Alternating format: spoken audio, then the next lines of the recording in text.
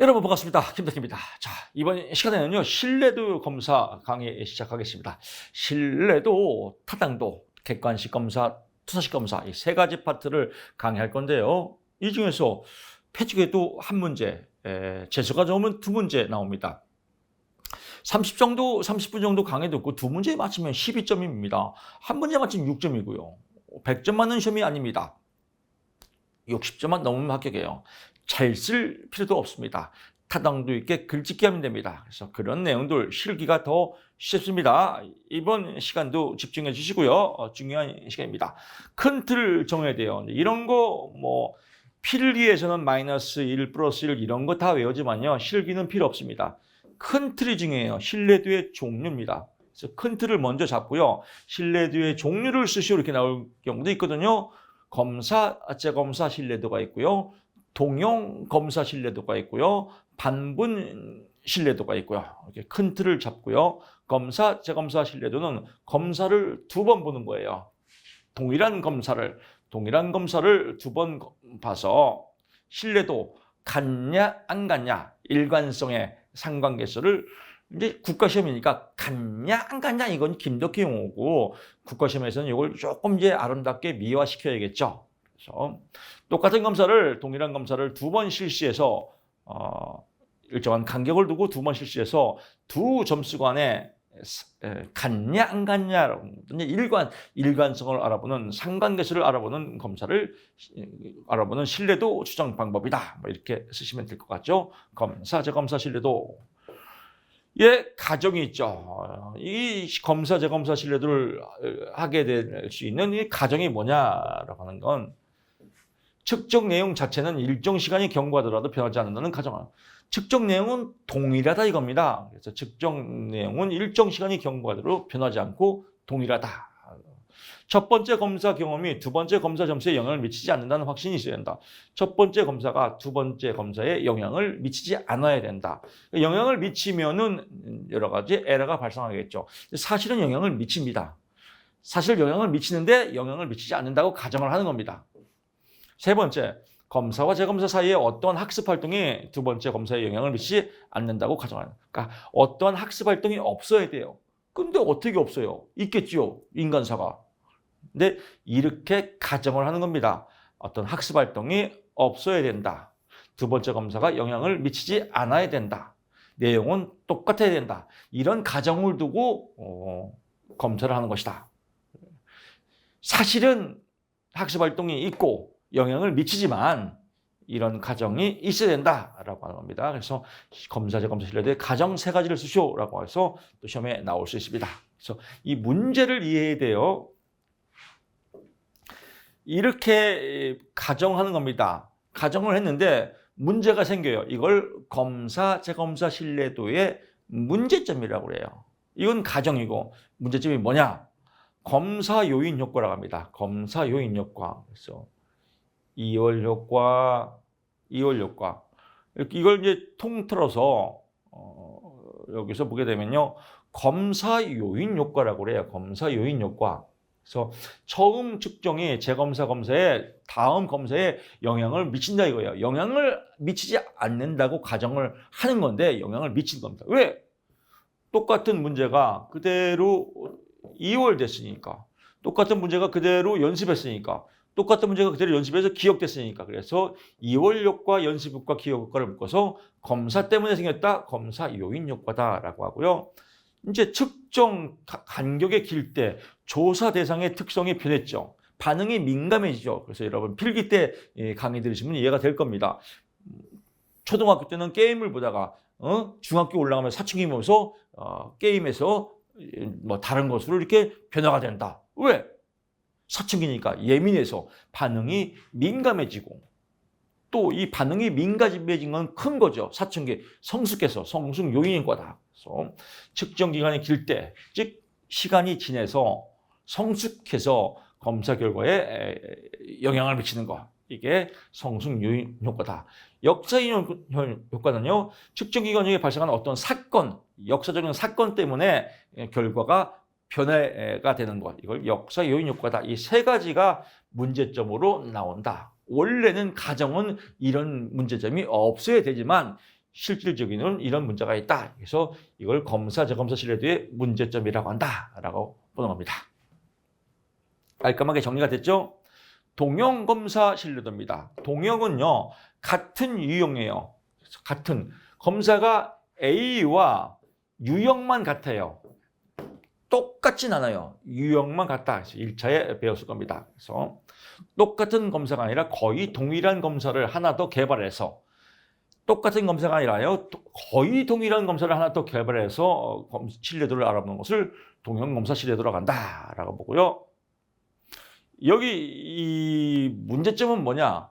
똑같은 거의 동일한 검사를 만들려니까 첫째, 시간이 오래 걸리겠죠.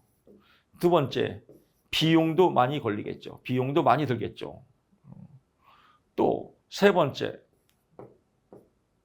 그만큼 전문가가 많이 필요하겠죠. 전문성이 요한다. 이렇게 쓰면 되겠죠. 그래서 동형 검사의 신뢰도에 단점 3가지를 쓰시오. 그러면 시간이 오래 걸린다. 비용이 많이 든다.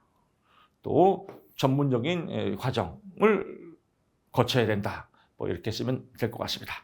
반분 신뢰도는요, 반으로 나누는 겁니다. 그래서 반으로 나누는 방법 3가지를 쓰시오라고 나옵니다. 그래서 4가지를 쓰시오 나오라고 할 때는 난수표법이라고 있습니다. 그래서 4가지를 쓰시오라고 나온 적도 있거든요. 난수표법. 그래서 전후반분법, 문항을 전반부와 후반부로 나누는 방법. 기후반분법, 문항을 짝수, 홀수로 나누는 방법. 짝진 임의배치법에서 짝진 임의배치법은요, 몇 단계를 거쳐서 검사를 양분하는 방법인데, 가까이 있는 문항끼리 짝을 짓고 각지의 문항을 임의로 선택해서 검사를 양분하는 방법이다라고 나오는데요. 이렇게 다 외우려면 힘들어요. 가까이에 있는 두 문항끼리 짝을 짓고 각 짝에서 문항을 임의로 선택. 가까이 있는 서로 비슷한 문항을 가까이 있는 두 문항끼리 짝을 이룬 다음에 너는 1로 배치하고 너는 1로 배치라고 해서 임의적으로 선택해서 검사를 양분 나누는 방법이다. 그래서 이렇게 이거가 갖고 그냥 글짓기 하면 되겠습니다. 또는 각 문항의 난이도와 문항 총점 간의 상관관계에서 똑같죠. 그냥 두 통계치의 산포도를 작성해서 산포도, 분포도를 작성해서 가까이 있는 두 문항끼리 짝을 두 통계치의 산포도를 작성한 다음에요. 분포. 가까이 있는 두 개를 너는 1루가 너는 1루가 나눠서 나누는 양분법이다. 이게 짝진 임의배치법이다. 3개만 쓰면 이렇게 쓰면 되겠습니다. 난수표법에서 무작위로 첫째에서 너는 1루가 너는 1루가 라고 나누는 방법, 난수표법 이렇게 보시면 될 것 같습니다. 신뢰도에 영향을 미치는 요인, 이것도 서비스 문제로 많이 나옵니다. 개인차에 따라서 신뢰도가 차이가 있다. 문항수에 따라서 차이가 있다. 문항에 대한 반응수에 따라서 차이가 있다. 검사 유형, 속도 검사의 신뢰도, 그래서 검사 유형에 따라서 당연히 차이가 있겠죠. 반분 신뢰도를 계획하고 속도 검사의 신뢰도, 반분 신뢰도, 이런 어떤 신뢰도를 선택했느냐에 따라서 검사가 달라질 수 있다. 검사 결과가 신뢰도의 종류에 따라 다른 요인, 신뢰도의 종류, 검사 유형, 이렇게 검사의 문항에 대한 반응수, 큰 틀만 잡으면 될 것 같습니다. 난이도, 검사 시간, 이런 건 서비스 6점짜리 문항입니다. 문항의 난이도, 변별도, 오답의 능률도에 대해서 쓰시오. 이렇게 또 나옵니다. 문항의 난이도는 뭐예요? 난이도. 검사 문항의 쉽고 어려운 정도를 말한다. 쉽고 어려운 정도를 난이도라고 한다라고 보고요. 문항 난이도 지수는 한 문항에 대해서 총 반응수에 대해서 반응수의 비율로 표시하기 때문에 더 어려우면 그냥 통과시키세요. 그냥 문항의 난이도는 검사 문항의 쉽고 어려운 정도를 의미하며 문항 난이도 지수는 한 문항에 대한 총 반응수를 의미한다. 총 반응수에 대한 정답 비율로 나타낸다. 이렇게 그냥 얽어버리면 될 것 같습니다. 문항의 변별도, 변별 가리는 거죠. 문항 하나하나가 얼마나 피검자에 상한, 문항 여기는 하나하나예요. 문항 하나하나가 얼마나 피검자에 상한 능력을 변별할 수 있는 힘이 있느냐 없느냐 정도를 의미한다. 이렇게 한 줄만 딱 쓰면 되겠습니다. 오답의 능률도, 피검 집단의 학생이 문항의 각 답지에 피검 집단 학생이 문항의 각 답지에 어떻게 반응하고 있는지를 기술하고 그에 더하여 문항 분석을 시도하는 거다. 오답의 능률도 쭉 이런 문제를 했더니 계속 오답이 나오더라. 그러면 다음에 출제자는 그 문제 또 내겠죠. 왜 자꾸 오답이니까. 그래서 오답의 능률도 오답의 확률을 얼마큼 많이 내느냐 이겁니다. 그래서 피검 집단의 학생이 문항의 각 답지에 어떻게 반응하냐. 그러니까 제가 맨날 얘기하죠. 낚싯바늘 필기 때 쭉 들어놓으면 딱 잡는다. 그런 문항을 잘 내는 거예요. 우리는 안 걸려야죠. 그래서 어떻게 반응하는지. 그랬더니 잘 피해가더라. 그럼 그 문제 안 되겠죠. 반응하고 있는지를 기술하고 그에 대해서 문항 분석. 이 문제 냈더니 자주 틀리더라. 이런 걸 오답의 능률도라고 한다. 그래서 오답의 능률도, 문항의 분석을 시도하는 거니까 뭐 오답 노트를 만들잖아요. 안 걸리기 위해서요. 자, 타당도 갑니다. 타당도도 큰 틀이죠. 타당도 맞냐 안 맞냐. 그래서 내용을 보고 맞냐 안 맞냐 내용 타당도. 안면을 통해서 맞냐 안 맞냐 안면 타당도. 또 기준점 준거를 통해서 맞냐 안 맞냐 준거 타당도. 또 구성 얼마큼 구성한 걸 보고 맞냐 안 맞냐를 본다. 구성 타당도. 그래서 타당도의 종류 4가지 큰 틀 잡았고요. 내용 타당도는 내용을 보고 맞냐 안 맞냐를 보는 거고, 안면 타당도는 안면을 보고 맞냐 안 맞냐 보는 거고, 쓸 거 없습니다. 쓸 필요가 없고요. 다 끝났습니다. 쉽잖아요, 2차요. 1차가 더 어려워요. 1차 때는 다 외워야지만 2차는 2차 타당도의 종류 4가지를 쓰시오. 이거 4점 아니에요. 얼마나 쉬워요. 준거 타당도는 개별적으로 나올 때가 있어요. 준거 타당도에는 2가지가 있죠. 예언 타당도가 동시 타당도가 있다. 이거를 설명하시오라고 시험에 나옵니다. 예언 타당도란 그 점수의 결과를 가지고 그 검수 점수를 가지고 다른 준거 점수, 다른 준거는 기준이죠. 다른 기준이 되는 점수들과 어느 정도 비교해서 미래를 예측할 수 있는지를 의미를 알아보는 정도를 예언 타당도라고 한다. 쉽죠. 동시 타당도는 공인 타당도라고 하고 현재 찌찌뽕 미래까지 기다릴 거 없다. 그래서 동시 타당도는 현 시점에서 검사와 준거를 동시에 측정해서 얻은 점수들의 상관관계를 준거 타당도 개수로 사용하는 것으로 타당도 개수를 차동하는 것이다 라고 나를 잘하면 되겠죠. 현 시점에서 검사와 준거를 동시에 측정해서 동시찌찌뽕 얻은 2점수 간의 상관관계를 준거 타당도 개수로 사용하는 것을 말한다. 이렇게 쓰시면 될 것 같습니다. 구성 타당도, 구인 타당도라고도 하며 얼마큼 구성 개념이 잘 이루어졌는가를 보는 것이다. 얼마큼 잘 이루어진가 보는 거 3가지가 있다. 요인 분석이 있다. 요인 분석, 그래서 각 문항들이 상관관계들이 분석해서 높은 문항들을 묶어주는 통계적 방법을 요인 분석이라고 한다. 그래서 1차 때 기억날 겁니다. 별들에게 물어봐. 그래서 별에서 온 그대인가요? 거기에 전지현하고 김수현하고 이렇게 둘이 파트너죠. 파트너가 잘 상관관계가 높은 걸로 잘 묶여져 있다. 요인 분석이 잘 됐다. 둘이 사랑하고 서로 이렇게 애절한 내용이 많이 나온다. 관계에 있는 변인들이 많이 나온다. 수점 타당도. 어떤 검사가 측정하고 하는 속성을 제대로 측정한 것이라면 검사 점수는 이론적으로 그 속성 관계가 있는 변인들과 높은 상관관계를 갖고 있다. 높은 상관관계. 둘이 사랑을 한다. 수점 타당도. 강호동이 나와서 별들에게 물어봐. 이런 게 안 나와야죠. 그래서 관계가 없는 것들이 많이 안 나와야 변별 타당도가 가려내는 게 높다라고 보면 되겠습니다. 그래서 동시 타당도를 공인 타당도라고 하고요. 예언 타당도를 외치 타당도. 그래서 한 번 더 여기 나왔습니다. 나왔고요. 자, 타당도가 중요한 이유는요. 준거 타당도가 중요한 이유, 이건 별도로 나올 때가 있거든요.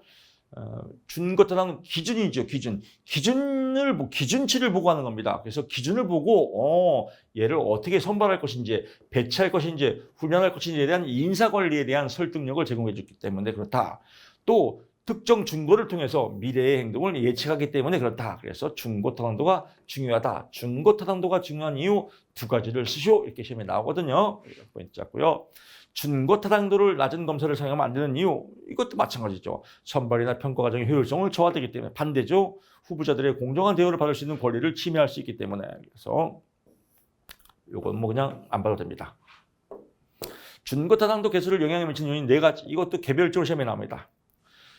준거 타당도는 기준 타당도예요. 기준 타당도. 준거 타당도를 기준이라고 해서 기준에 대한 타당도입니다. 영향을 미친 요인. 기준을 뽑아야 되는데 대통령 선거를 하는데 초등학교 1학년 학생을 통해서 1학년 일반만 했다. 이거 문제가 있죠. 뭐가 문제예요? 잘못 뽑았죠. 표집을 잘못했죠. 표집. 대표성이 없죠. 그래서 표집 오차가 생길 때 준거 타당도 개수에 영향을 미친다. 그래서 모집단을 표집할 때 표집틀을 잘 구성하는지 표집틀이 잘못됐으면 오차가 생긴다. 이 초등학교 1학년 일반을 표집했으면 이 자체가 오차죠. 그럴 때 준거 타당도 개수에 영향을 미친다. 준거 측정치의 신뢰도. 준거 측정치. 초등학교 1학년 일반이 신뢰성이 별로 없죠. 애들이 뭘 알겠습니까? 대통령 선거에서 신뢰성이 낮다. 준거 측정치 타당도. 1학년 일반 애들이 뭐 이거 대통령 선거할 때 맞냐 안 맞냐 이런 거 구분하기 어렵지 않습니까? 이것 때문에 또 영향을 미치고 범위의 제한. 초등학교 1학년 일반만 하면 대통령 선거에 대한 이 타당수 개수가 알 수가 없죠. 그래서 범위가 제한 때문에 범위가 제한이 돼서 삑사리가 나고 준거 지정 타당도가 낮아서 삑사리가 나고 신뢰도가 낮아서 삑사리가 나고 표집 오차 표집틀을 잘못 만들어서 삑사리가 난다. 그래서 준거 타당도 개수에 영향을 미친다. 그래서 하나, 둘, 셋, 넷, 네 개 쓰시면 될 것 같습니다. 개념 증거와 실제 증거. 개념 증거는요, 말 그대로 이론적 개념이에요. 이론적 개념, 즉 실질적으로 결코 측정할 수 없는 추상적인 개념, 이론적 개념, 추상적인 개념을 개념 증거라고 한다라고 보고요. 실제 증거는 개념 증거를 측정할 수 있는 실제적 자료나 데이터를 의미한다. 알면 굉장히 쉬워요. 근데 이거를 여러분 공부 안 하고 시험에 나와서 개념 증거와 실제 증거에 대해서 쓰시오. 6점짜리 나오면요. 뭘 쓸지 몰라요. 알면 굉장히 쉬운데 개념, 이론적 개념에 대한 추상적 개념을 의미한다. 실제 개념 증거를 측정할 수 있는 실제적 자료와 데이터를 의미한다. 이거 쓰면 6점인데 그러니까 알면 쉽습니다. 구성타당도의 분석 방법 앞에서 설명드렸죠. 요인 분석, 수렴 타당도, 변별 타당도라고 보시면 될 것 같고요. 중다 특성, 중다 행렬표라고 그래요. MTMM이라고도 합니다. 중다 특성, 중다 행렬표. 지금까지 시험에서 한 번 나왔습니다. 이건 뭐냐면요. 그냥 전부 외우지 마십시오. 보험용으로 외우시면요. 별들에게 물어봐. 관계 있는 것들이 많이 나왔다. 수렴 타당도. 그래서 관계 있는 게 90점이에요. 변별 타당도. 별들에게 물어봐. 강호동이가 안 나왔어요. 그래서 쓸데없는 게 많이 안 나왔다. 이것도 90점이다. 아, 얘하고 숫자를 더했더니 180점의 평균이 90이다. 구성 타당도가. 이렇게 수렴 타당도와 변별 타당도를 함께 절차대로 함께 점수를 매겨서 측정하는 방법을 중다 특성, 중다 행렬표다라고 하는 겁니다. 그래서 보험용이에요. 이런 걸 중다 행렬표 MTMM에 대해서 쓰시오라고 하면 겁먹지 말고요. 수렴 타당도와 변별 타당도를 측정해서 두 개 이상의 개념에 대해서 측정할 수 있는 도구를 2개 이상 개방하고 수렴 타당도와 변별 타당도를 동시에 평가하는 방법을 의미한다. 이렇게 쓰시면 될 것 같습니다. 실증 연구의 타당도 개수와 실제 연구의 타당도 개수.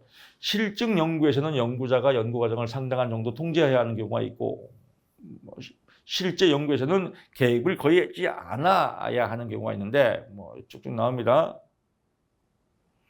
실증 연구에서는 내적 타당도를 실증 연구는요 내적 타당도 실험실 연구라면 실제 연구에서는 외적 타당도를 중요시 한다. 실제 연구에서는 타당도에서 낮은 이유는 내적 타당도 측면에서 가외 변이를 통제할 수 없기 때문에 나온다라고 합니다. 쉽게 말하면 라면 끓이는 라면을 끓일 때 집에서 온도를 딱 딱 맞춰서 정확하게 뭐 소금 미원 넣고 이렇게 딱 라면 끓이면 라면이 똑같다. 딱 맞다 이거야, 맛이.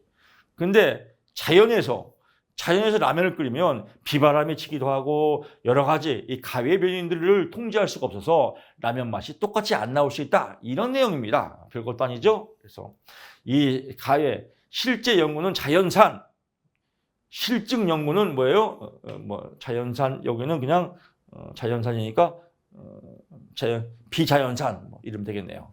여기는 연구 이렇게 실증 연구는 연구소에서 하는 거. 실제 연구는 자연에서 하는 거. 나는 자연인이다. 자연에서 라면 끓이는 거. 여기는 연구소에서 라면 끓이는 거. 이렇게 하면 이해가 빨리 될 것 같습니다.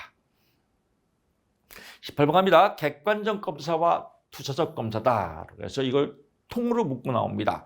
객관적 검사는 말 그대로 객관식 검사예요. 사지선다형이에요. 필기시험이죠. 필기시험. 사지선택, 사지선다형. 이게 객관적이에요. 투사적 검사는요. 투사적 검사의 가장 대표적인 거. 필기에서 설명드렸지만 잉크 반전 검사. 잉크를 떨어뜨렸어요. 반으로 줄여서 모양이 나왔단 말이에요. 이런 모양을 보고 어떤 생각이 듭니까? 이 내담자의 무의식 세계를 알아보는 거가 투사적 검사예요. 그래서 투사적 검사, 무의식 세계를 알아보는 거. 잉크 반점이죠. 그래서 로샤에서 로샤의 잉크 반점 검사. 영어로 로샤의 잉크 반점에서 RIT라고 합니다. 또 그림을 보고 이제 대부분이 무의식 세계를 알아보는데 프로이드의 정신 분석에 의한 리비도, 성적 욕구 이런 것들의 반응을 알아보는 거거든요. 그래서 그림들이 좀 야해요. 뭐 여자들이 옷을 홀딱 벗고 있고 막 침대에 누워 있고 이런 그림을 보고 뭘 느낍니까? 가장 대표적인 건 TAT, 주제 통각 검사입니다. 주제 통각. 옷을 벗은 여자가 침대에 누워 있고 팔을 늘어뜨리고 남자는 양복을 입고 있고 이 그림을 보고 어떤 생각이 드나요? 이게 물어보는 거예요. 전문가가. 그러면 어떻게 대답할지 모르겠죠. 이런 걸 보고 내담자의 무의식을 알아보는 거. 주제 통각. 어떤 주제를 보고 느끼는 거. 주제 통각 검사. 이런 것들이 투사적 검사입니다. 그래서 RIT 잉크 반전 검사, TAT 주제 통각 검사, 또 BIS 문장 완성 검사. 내가 로또에 당첨된다면, 내가 아파트에 당첨된다면, 내가 시험에 합격된다면 뭐 이런 것들. 그래서 문장을 완성해봐라 라고 하는 거. 그래서 BIS 문장 완성 검사. 또 집, 나무, 사람. 이건 아동 심리에서 많이 나오거든요. 그래서 집하고 나무하고 사람을 그려봐라. 집, 하우스, 나무, 트리, 사람, people. 그래서 HTTP 검사죠. HTTP 검사. 이런 걸 보고 무의식을 알아보는 거. 만약에 시험에 투사적 검사의 종류 3가지를 쓰시오 이렇게 나올 수도 있거든요. 그럴 때 어떻게 써요? 로샤의 잉크 반전 검사, 또 TAT 주제 통각 검사, 또 집, 나무, 사람 검사 3개 정도는 검사도고 알아두시면 좋을 것 같습니다. 어떤 건지 이해됐죠? 그럼 이제 다 끝났습니다. 객관식 검사다라고 나오고요. 객관적 검사들은 뭐 지능검사죠. 웩슬러 지능검사, MMPI, 미네소타 인성검사, 또 MBTI. 그래서 보통 정상적인 검사는, 성격검사는 MBTI고요. MBTI. 저는 ENFP입니다. ENFP도 많지는 않다고 하더라고요. 다혈질이고, 감성적이고, 뭐, 연예인으로는 이효리 씨가 ENFP라고 하더라고요. ENFP. 그래서 ENFP이기 때문에 글씨도 이렇게 막 잘 못 씁니다. 촉이 빠르죠. 그래서 여러분 제가 시험 문제를 찍어드린 겁니다. ENFP이기 때문에. ISTJ 반대. 분석가입니다. 그래서 ISTJ의 유형들이 공부하기가 굉장히 힘들어요. 정확해야 되고 계산적이어야 되고 글씨 외워야 되고 공부할 때는 ISTJ 분들이 힘들어합니다. 노트 정리해야 되고 깔끔해야 되고 글씨 틀리면 안 되고 틀리면 또 쓰고. 근데 우리 시험은 좀 촉으로 공부해야 돼요. 그래서 만약에 객관식 검사 종류 3가지를 쓰시오라고 하면 이럴 땐 영어가 빨라요. MBTI, MMPI, 또 뭐 16PF 생소하면 그냥 웩실, 이건 또 외우겠죠. 한국판 웩실로 지능 검사. MBTI, MMPI 그냥 뭐 지능 검사 이렇게 써도 되겠고요. 투사 검사 나오면 영어로 할 때 뭐 투사 HTP 집, 나무, 사람. 주제 통과 검사 TAT. 로샤 잉크 반전 검사 RIT. 로샤의 잉크 반전 검사 TOR이라고 하죠. RIT, TAT, HPT 이게 3개 쓰면 6점으로 나올 수 있습니다.